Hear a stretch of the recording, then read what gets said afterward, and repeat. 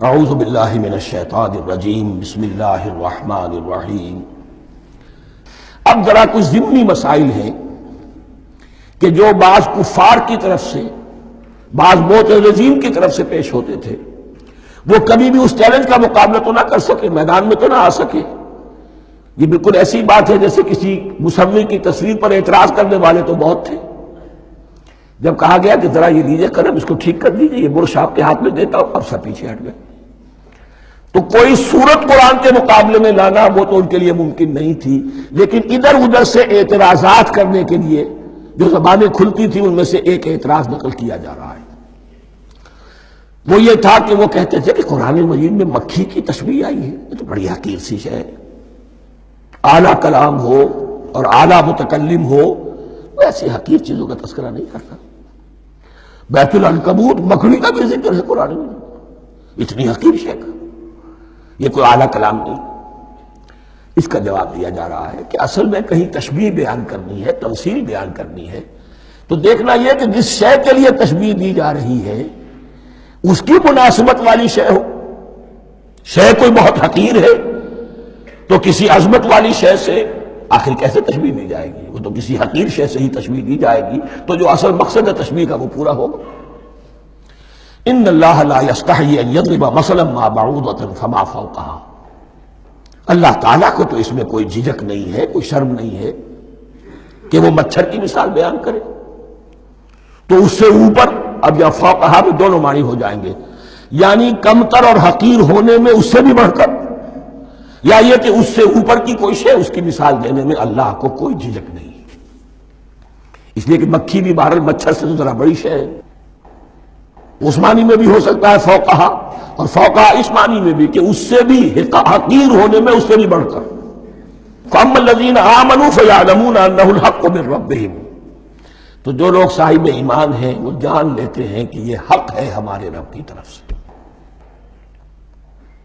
وَأَمَّا الَّذِينَ كَفَرُوا، اور جنہوں نے کفر کیا ہے، فَيَقُولُونَ مَاذَا أَرَادَ اللَّهُ بِهَذَا مَثَلًا، یہ کیا مثال اللہ نے دی، کیا ارادہ ہوا اللہ کا اس مثال کے ذریعے سے؟ ناک منہ چڑھا رہے ہیں، اعتراض کر رہے ہیں۔ اب جو آ رہا ہے اگلا جملہ وہ ہے بہت اہم، یضل بہ کثیرا ویہدی بہ کثیرا، اسی کے ذریعے سے اللہ بہتوں کو ہدایت دیتا ہے اور اسی کے ذریعے سے بہتوں کو گمراہ کرتا۔ معلوم ہوا کہ ہدایت اور گمراہی اور ہدایت اور ضلالت انسان کی سبجیکٹو کنڈیشن کے اوپر دار و مدار ہے اس کا۔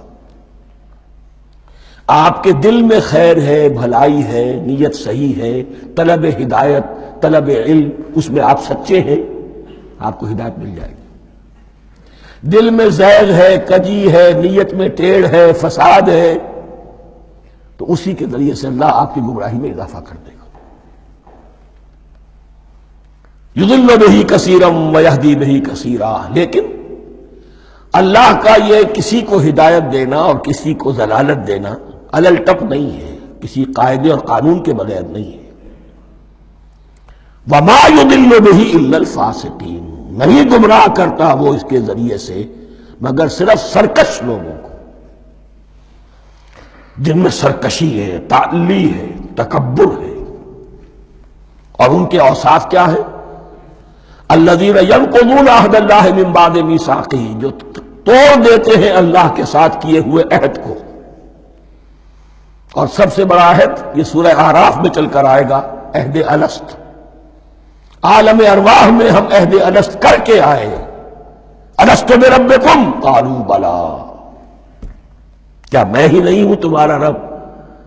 تمام ارواح میں میں بھی تھا، آپ بھی تھے، سب تھے، کل انسان، جتنے انسان دنیا میں آج تک آ چکے ہیں وہ بھی تھے، اور جو آنے ہیں ابھی قیامت تک وہ بھی تھے، لیکن تھے صرف ارواح کی شکل میں، جسم نہیں تھے۔ اور یہ میں آپ کو بتا چکا ہوں، مکمل وجود ہے انسان کا روحانی وجود۔ اولاً تخلیق اس کی ہوئی تھی، اسی سے آگے چل کر ایک بہت فلسفے کا بہت گہرا مضمون آ رہا ہے آگے چل کر۔ وہ جو عہد الست الست بربکم قالوا بلی، انہوں نے اس عہد کو توڑا، اللہ کو اپنا مالک اور خالق اور اپنا حاکم جاننے کی بجائے خود حاکم بن کر بیٹھ گئے۔ الیس لی ملک مصر کیا مصر کی بادشاہی میری نہیں ہے؟ I am the sovereign.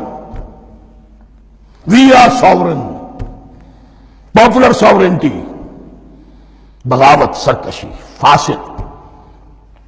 وما يضل به الا الفاسقين الذين ينقضون عهد الله من بعد ميثاقه ويقطعون ما امر الله به ان يوصل، اور کاٹتے ہیں وہ چیز جسے اللہ نے جوڑنے کا حکم دیا ہے.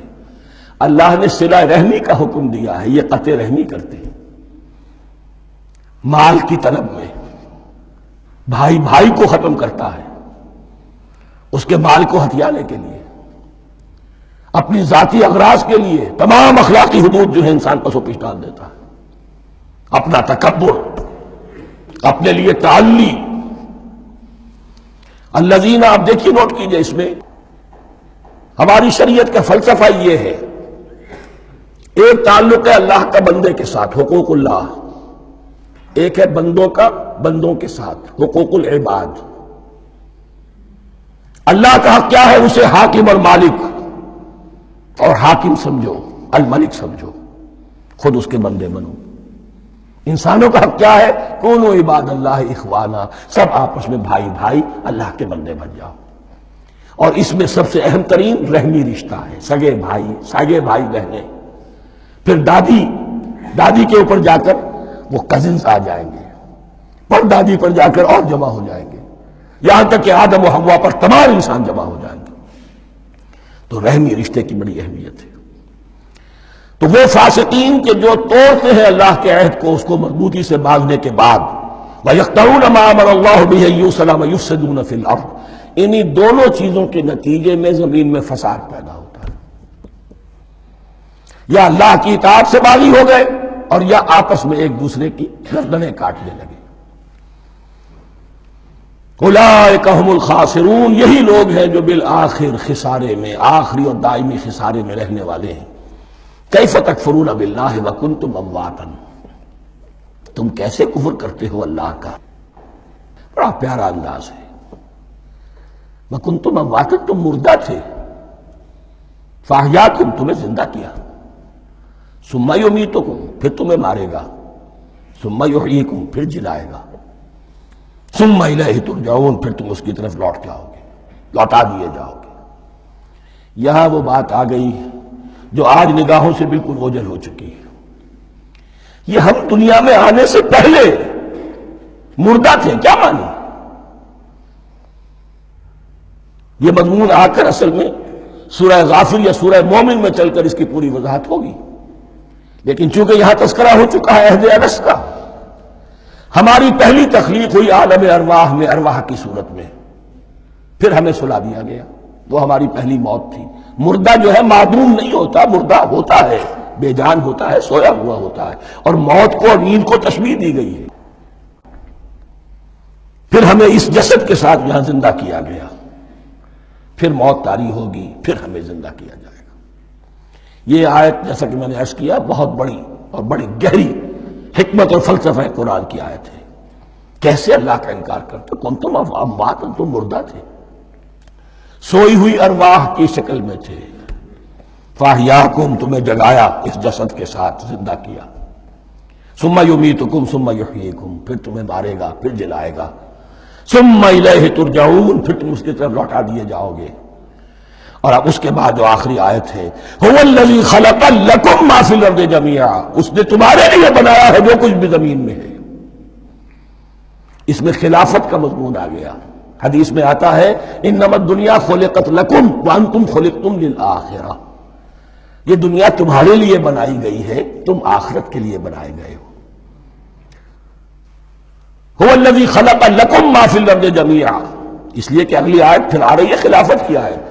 سارا کچھ زمین میں یہ بستر جو بچھایا اور یہ کائنات کو، زمین کو سجایا تمہاری خلافت کے لیے. ثم استوى الى السماء فسواهن سبع سماوات، پھر وہ متوجہ ہوا آسمانوں کی طرف اور انہیں 7 آسمانوں کی شکل میں بنا دیا. جیسا کہ میں کل عرض کر چکا ہوں، یہ تاحال ابھی یہ آیات متشابہات میں سے ہے. 7 آسمانوں کی کیا حقیقت ہے ہم اس سے ابھی پورے طور سے واقف نہیں. وَهُوَ بِكُلِّ شَيْءٍ عَلِيمٌ، اور اسے ہر شے کا علم حقیقی حاصل ہے. بارک اللہ لی ولکم فی القرآن العظیم ونفعنی وإیاکم بالآیات والذکر الحکیم۔ صدق اللہ العظیم۔